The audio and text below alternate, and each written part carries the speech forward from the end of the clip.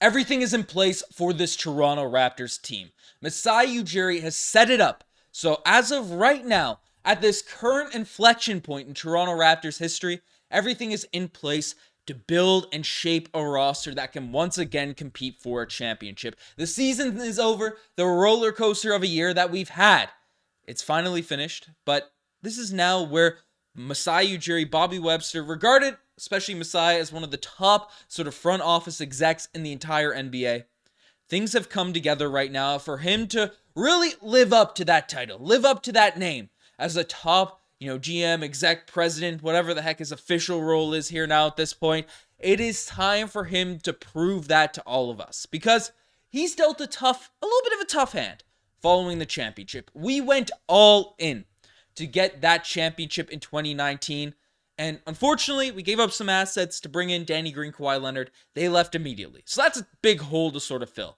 Then also alongside of that, Kyle Lowry, Marc Gasol, Serge Ibaka. I know we were frustrated when they left, but they frankly just aged out. It was the right decision to sort of not continue to build the team with those as main sort of pillars on that roster. Maybe except you could add one more year of Kyle Lowry, but again, he got paid a heck of a ton of money by the Miami Heat, so those guys kind of aged out. That championship roster group was in a tough spot. And then you had players that, again, earned an NBA championship, earned the right to have a couple of seasons to see if the Pascal Siakam, Fred VanVleet, OG Anunoby core could really be the center blocks, be the building blocks of a team that could once again compete in the Eastern Conference. Obviously, that didn't end up being the case. The Raptors decided to tear it down. All remnants of that championship group are essentially gone, especially if Chris Boucher ends up getting dealt in the offseason.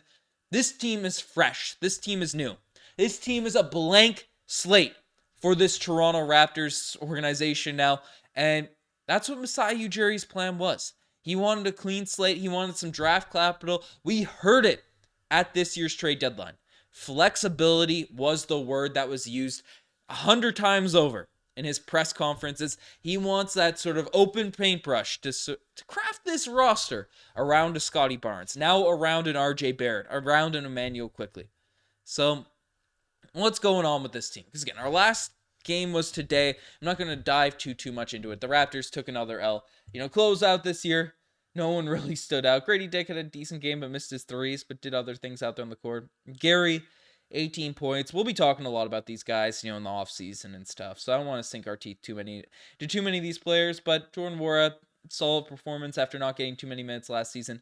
But a bit of a nothing game to close out this year for the Toronto Raptors. But what I'm more intrigued by is how we're set up entering this offseason. Because this Raptors group is in a really interesting spot. I mentioned it in this sort of intro, the prelude to this. The flexibility is there for this Raptors organization, for this team. And we didn't really see, the main guys we're building around tonight. But we have a few players with a lot of potential that have stepped up since they joined the Toronto Raptors. First one's obviously IQ, Emmanuel Quickley. The point guard of the future for this team. 19 points per night. Seven assists for this Raptors group. He's proven that he can be a facilitator as well as sort of a hot scorer for this team. 5 rebounds per game. He's shooting 39.5% from the three-point line for this squad on 7 attempts per night. IQ at just 24 years old. The first time he's ever sort of been given the reins as a starting point guard on the team. That's nice to see him put up those types of stats. Again, the guy that really sort of impressed me since he's come over to this group has been RJ Barrett. Averaging 22 points per night for this Raptors squad. 6 rebounds, 4 assists on the season. Right, 39% from behind the three-point line. That's a 6% jump from where he was at with the New York Knicks. Again, took a little bit less threes per game at 4 attempts per night. But, RJ Barrett's shooting, the free throw shooting was a little bit concerning, that dip. He went from he became a much better three-point shooter and a much worse free throw shooter, which is extremely interesting, shooting 63% from the three-point line. But again, hopefully those sample sizes will even out. Not a crazy 32 games, so I guess it is more than he had with the Knicks. But again, the shooting is an interesting part of RJ Barrett, but he has proven that he's going to be a staple on this Toronto Raptors roster for the future. And then we have our all-star, Scotty Barnes. Averaged 19.9 points per game this season, 8.2 rebounds, 6 assists.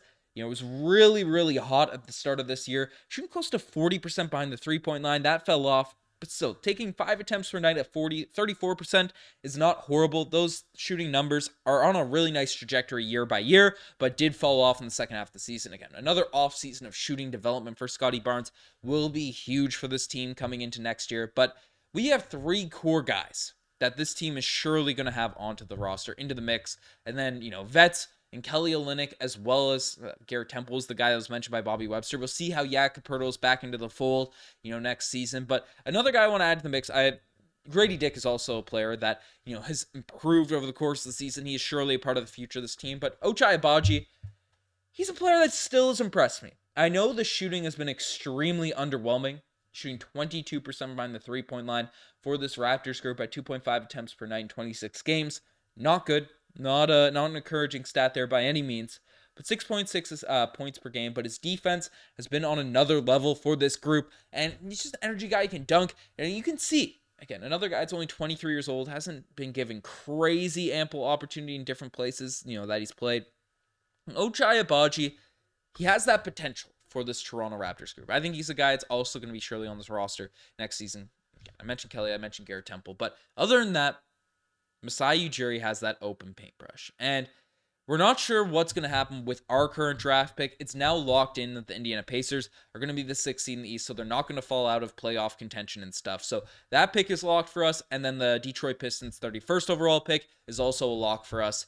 But really, we're going to be breaking down a lot of things during this offseason. But my immediate sort of follow-up to this year is, yes, it sucked to trade away OG Pascal, I guess Fred VanVleet too, to a certain extent. He didn't get traded, but left in free agency.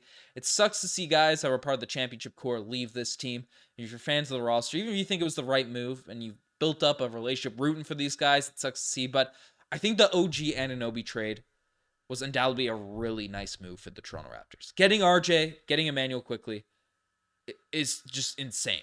It still baffles me to this day that we were able to get both of those guys. But that was a huge pull. But the Pascal Siakam deal, I still have question marks about. And these draft picks have to be hit on. They have to be hits for this Toronto Raptors team to make it look better. And this is what my main sort of point is to close off this year. As I see, as you lose games and all that stuff, people turn on Masai Ujiri's of the world. Heck, they're already turning on Darko Rajakovic and stuff like that. Those are the people that get turned on after you've already traded the core players that have left.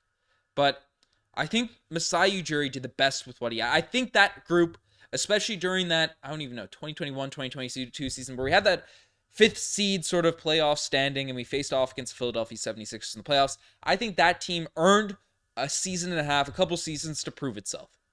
Did they do it? No. So Masai Ujiri was in a tough place there to make these trades, and probably could have got more for Pascal OG Anunoby last year, but he took a bet on this team, which I don't mind.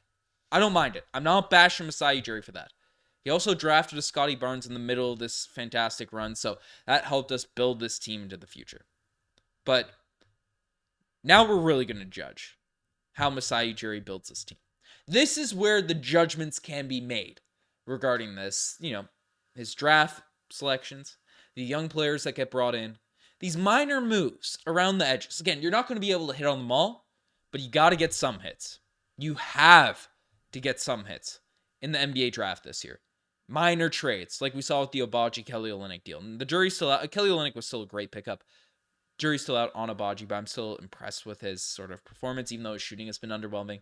These are the types of moves that, again, might not be the caliber of a Kawhi Leonard trade that are going to be coming up, but those are the moves that are going to be evaluated by this Raptors fan base, by this Raptors team, to see if we're moving in the right direction. If we should be happy with, the front office, Bobby Webster, Masai Ujiri's decision-making in regards to all of these types of things. This is where our true test. This is where, again, it's an inflection point in this Raptors sort of organization. Again, I know people call me delusional, fans that are delusional and believing in Masai Ujiri, but I frankly believe he's going to take us out of this rebuild pretty fast. Again, watching the product on the court, especially close out this year. Now, we have had a ton of injuries. It's easy to become jaded about the potential future of this team. But I think, again, my opinion might change once we see what happens on draft night, once we see what happens, during free agency and stuff. I'm confident in this team to make a turnaround, to be exciting again, at least for next year.